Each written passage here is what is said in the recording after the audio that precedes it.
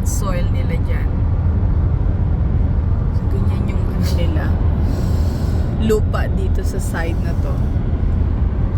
Ayan.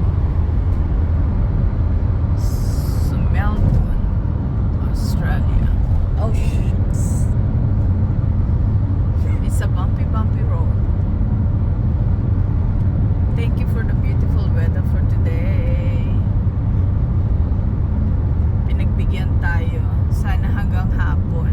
So, anong oras na ba ngayon? So, 11:30 guys. So, meron pa tayong almost 1 hour to reach Ballarat. At the moment, ayan nga, andito pa rin tayo sa freeway. Ayan, around Melton. Ayan. So, dyan ang exit papuntang Melton guys. So, diretso pa rin tayo to Ballarat.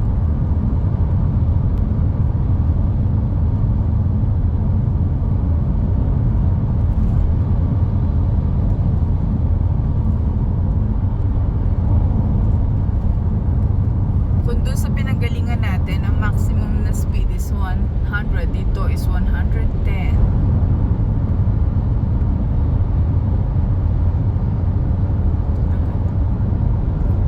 So medyo hindi masyado maraming kabahayan in this area guys. So siguro dahil malapit nasa may freeways.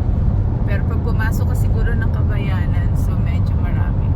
So kailangan pa natin ng 70 kilometers para marating natin. So update ko kayo later guys. Bye!